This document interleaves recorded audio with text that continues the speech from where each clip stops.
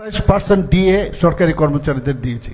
3% আগে আমার মুখ্যমন্ত্রী ছিল, আমাদের সরকার আসার সময় 3% দিয়েছে।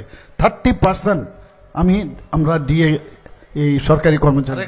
আপনারা নিশ্চয়ই খবর পেয়ে চাকরির বিষয়ে যদি আমি কথা বলি, এখন পর্যন্ত প্রায় 13,000-এর উপরে আমাদের সরকারি চাকরি, ডাইরেক্টলি সরকারি চাকরি আমাদের ত্রিপুরা সরকার দিয়েছে। আমরা জবের থেকে এসেছি। তবু অনেকে বলে, নিন্দুকরা প্রায়ই বলে যে চাকরি নেই, চাকরি নেই। আর যেটা কন্ট্রাকচুয়ালে তো বলে লাভ নেই, কত চাকরি আমরা দিয়েছি তার হিসাব নেই।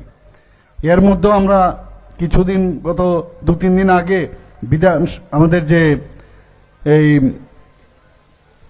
মন্ত্রিসভার যে ক্যাবিনেট মিটিং হয়েছে, সেখানে আমরা স্পেশাল এক্সিকিউটিভ, এর মধ্যে সেখানে প্রায় 6,066 জন আমরা স্পেশাল এক্সিকিউটিভ এর মধ্যে আমরা নেব। সেটাও আমরা আমাদের ক্যাবিনেট আমরা ডিসিশন নিয়েছি। গতকাল যখন আমাদের ডিএম সাহেব বলেছিলেন যে প্রায় 4 ঘন্টা সময় ধরে দুটো ডিস্ট্রিক্টের যারা বিধায়ক বিধায়িকারা আছেন তাদেরকে নিয়ে আমি বসেছিলাম। যে কারণ অনেক সময় কি হয় যে বিধায়ক বিধায়িকারা কিছু বলছেন, আবার সেটা যদি অফিসারদের দেই, এর মধ্যে একটা গ্যাপ হয়ে যায়। তো সেই জায়গায় আমি ওনাদেরকে বসালাম। পর্যায়ক্রমে অন্যান্য যে ডিস্ট্রিক্ট আছে সেখানকারও বিধায়ক বিধায়িকাদের নিয়ে বসবো আমি। তো অনেক বিষয় যেটা অনেকটা গ্যাপ, সেটা কিন্তু সেই গ্যাপটা কিন্তু অনেকটা কমে গেছে।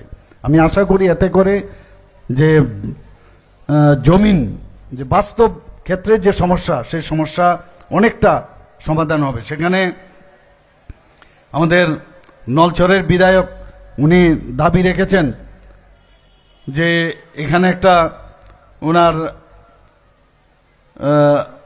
অনেকগুলো দাবি উনি এখানে রেখেছেন। তো এতে সুবিধা হয়েছে, যারা আধিকারিকরা আছেন সেখানে আমি বলেছি যে আপনারা নোট ডাউন করুন এবং যথাসাধ্য চেষ্টা করবেন ওনার যে সমস্যাগুলো আছে, যা যা উনি চাইছেন, এবং সেটা উনি চাইছেন না, উনি বুঝতে পারছেন মানুষের এখানের যেসব সমস্যা, সেই সমস্যাগুলোই সবার আমার সামনে রেখেছেন। আমি আশা করি সেগুলো নিশ্চয়ই আমরা হবে।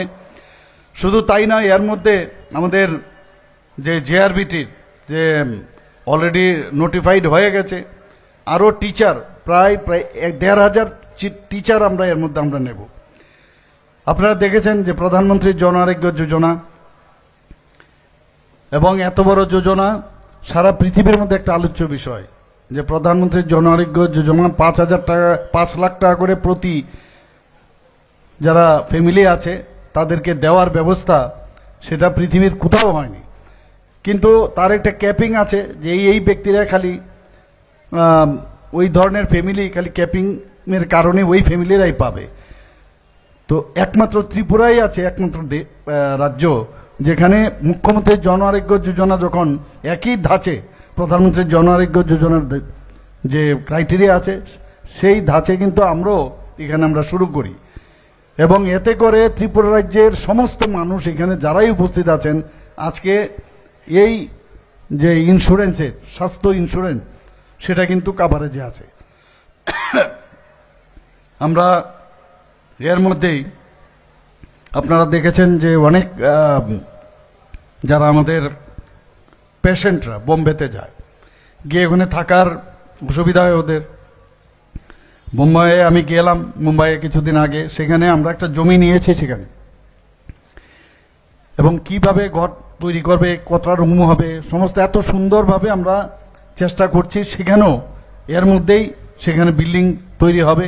সিমিলারলি দিল্লিতেও গেলে আমাদের রুমের খুব সমস্যা হয়, সেখানেও আমরা একটা জায়গা দ্বারকাতে নিয়েছি, সেখানেও আমি ফিজিক্যালি আমি সেখানে গেছি। তারও একটা মানে আপনারা নিশ্চয়ই সোশ্যাল মিডিয়াতে দেখেছেন যে সেখানেও বিল্ডিং তৈরি হচ্ছে। এতে করে আমাদের যারা ত্রিপুরার লোকরা যখন দিল্লিতে যাবে সেখানে তার সুযোগ সুবিধা হবে। আমরা চেষ্টা করছি বেঙ্গালুরু এই ধরনের ত্রিপুরা ভবন তৈরি করার, চেন্নাইও অলরেডি কথা বলেছি সেখানেও করার। অর্থাৎ মানুষের যে সমস্যা, সেই সমস্যার যে আমি যেটা বললাম যে সমাধান করার লক্ষ্যে আমরা কাজ করি। বেনিফিশিয়ারি তো আছেই। প্রধানমন্ত্রীর যদি আমরা কথা বলি, যাদের কথা কেউ কোনোদিন ভাবেনি প্রধানমন্ত্রী সেই তাদের জন্য উনি ভাবেন। বিশ্বকর্মা যোজনা, বিশ্বকর্মা পুজোর সময় উনি সেটা শুরু করেন।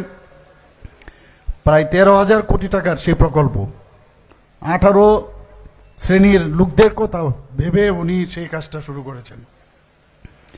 সোশিয়াল পেনশন আগে 1,000 টাকা দেওয়া হতো, সেই জায়গায় আমরা 2,000 টাকা করেছি।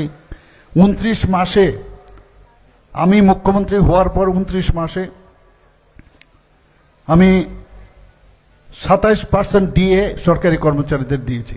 3% আগে আমার মুখ্যমন্ত্রী ছিল, আমাদের সরকার আসার সময় 3% দিয়েছে। 30% আমরা ডিএ এই সরকারি কর্মচারীদের দিয়েছি।